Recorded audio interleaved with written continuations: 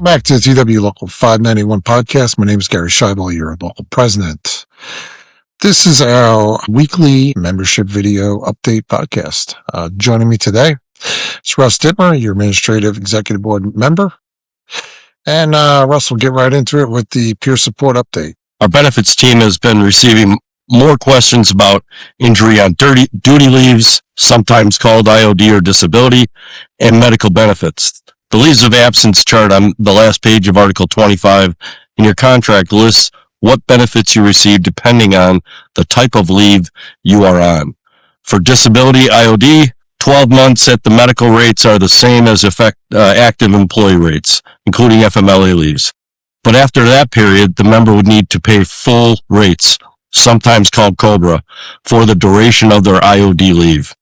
Also, when retirees start receiving their pension, any long-term disability benefits stop at that time. Also for long-term and short-term disability insurance, LTD and STD, if you're receiving any other payments, examples include Social Security, other insurance benefits, other sources of employment, etc., you will be subject to what is called an offset.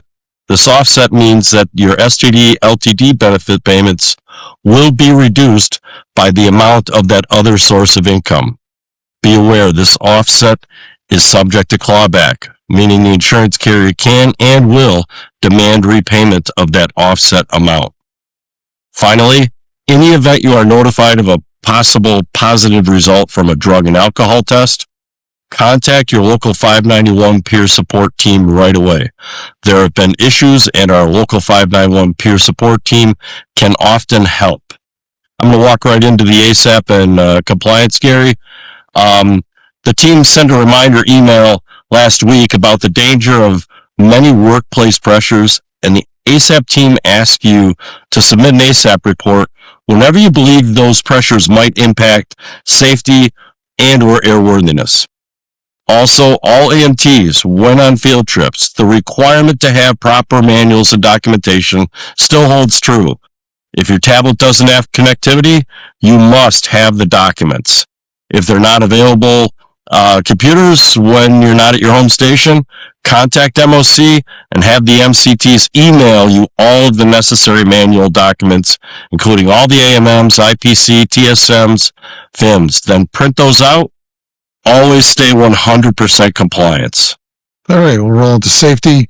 So our safety coordinator, Mike Cockram, he reported that workplace injuries are going up at an alarming rate. Said so far AMTs 115 injuries, MLS 33, facilities 20, GSE 7. That's just in the first 2 months of the year. So watch for slip, trips, and fall hazards. The company is only worried about bump caps and safety glasses. We need to be worried about all injuries. So during any injury investigation, make sure that you have your TWU Local 591 reps present. Also, with the storm season approaching quickly, we're asking again about updated information on the lightning detection systems around the country. If there's any tooling and equipment that's needed to do the job properly but not stocked in your station, please bring that to your crew chief and management's attention. Also, build paper trails, follow up with them on an email reminding them that tools and equipment that you told them you need, then they can't claim, oh, I didn't know. So please, paper trail. Bottom line is protect yourself at work. Focus on being aware of your surroundings. We want everyone to come to work safe, be safe at work, and also get home to their families and loved ones safely. Absolutely. Going into some grievance update, the Article 19 Alpha arbitration briefs deadline has been moved back 1 week by mutual agreement of the attorneys to Thursday, March 12th. Some have asked about this. It's not abnormal during brief writing process for attorneys or union representatives if the union presents a case without attorneys to request deadline extensions, even multiple extensions. So this is normal. Obviously, we want to see this arbitration decision process completed, but we also want our attorney to build the best case.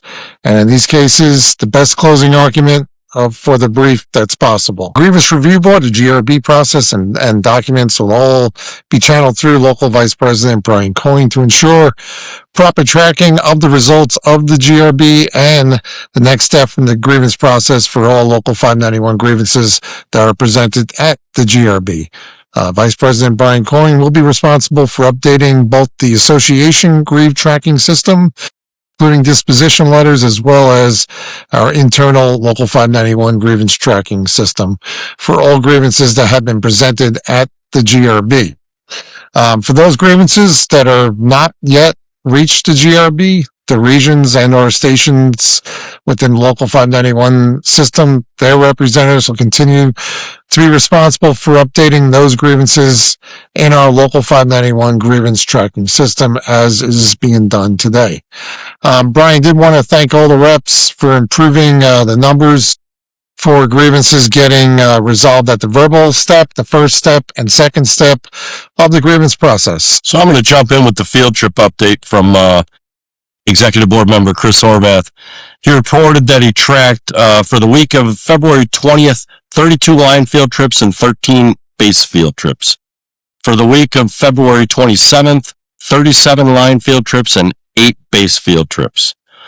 The Article 6 field trip settlement bypass payments for February are being processed, and the members awarded will be receiving email from Chris soon. 2 reminders from Chris. AMTs, when you go on a field trip, when you see parts and or tooling in the station, please take photos. Send those photos to Chris or MLS Executive Board Member John Becky so they can work to get MLS on a field trip to process those parts and tooling and get them back into the system. To those AMTs who already have done so, thanks for the effort. It really is appreciated. Also, there was a hotel that was charging members on a field trip, and Chris contacted the hotel desk, and the issue is being resolved. So membership meetings are coming up. We had a good station visit in Pittsburgh. Great to go out there and see our members there and talk. And we continue working on planning additional station visits as well. The next scheduled membership meetings are in the Southwest region in DFW on Wednesday, March 18th. The times and location are on the Local 591 homepage. Oh, Local 591 store. At the members and quite a few non-members request, we will be having a store available to purchase most of the items that we give the Local 591 membership at discounted prices, like the hoodies, hats, and shirts. This really is not to take away from what we supply our members, but instead a means to get extras of these high-quality American and union-made items, and also give those non-members a means to purchase the same. We expect this to be ready to go in a few months. Stay tuned for that. Yep, and we hear that often. All right, so Eleanor, my stats, still hearing some pressure. So we spoke to this a few weeks back on a previous weekly membership video update. We continue to hear members feeling that they're being pressured to make numbers look good, and my stats at the expense of safety and compliance. When this happens, we need you to take down the names and what was said and file an ASAP report. And also make sure a rep has those details so those details can be forwarded to me. I have asked our association leadership to file a 33B grievance on the institutionalized bullying that has been reported in a few cities, and also utilizing floor statistics to usurp your rights for discipline by just cause. We cannot tolerate management pressure in AMTs or MLS, facilities maintenance, or GSE mechanics to put their MyStats metrics and numbers ahead of safety and compliance. So one last topic, association and negotiations. We continue to get a lot of questions on this, including in our visits to Pittsburgh and also Atlanta this week about the association and whether anything regarding the TWIM association will change in negotiations.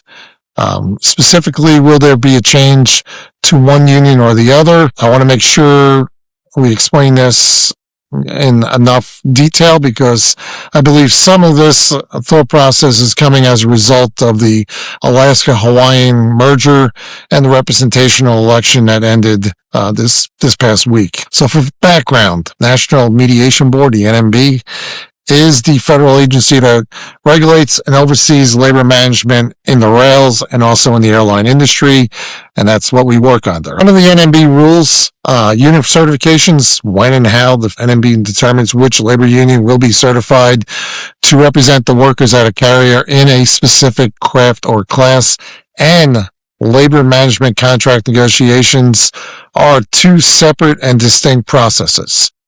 Once the NMB makes a certification determination of which union, in our case, the TWU associations, sometimes called a union joint council, that certification cannot be changed in contract negotiations. Alaska and Hawaiian was an election because of their union leadership did not agree on a joint council like our leadership did on our behalf back in 2013. For contract negotiations, federal labor management regulations only permit contract negotiations to alter the terms of the collective bargaining agreement and not the certified union representative. Those NB regulations also only permit the company to negotiate with the certified labor union or association joint council in our case. Those contract negotiations between management and the certified union are not permitted to alter the NMB union certification, only the terms within the contracts. Thanks, Gary. As a reminder, Local 591 does have a Facebook page. What else do we have, Gary? Oh, we have a YouTube page. There you go. I think we have an Instagram someplace. Yep. And we have Twitter. And we're on Twitter as well. Also known as X. So, all right. Well, that's our podcast for this week. You have anything else? No, we're good. Thanks. All right. Okay. As always, any thoughts, issues, suggestions for future podcasts, please send them to info@local591.com. Hope you all have a great week and please stay safe. Yes. Stay safe out there.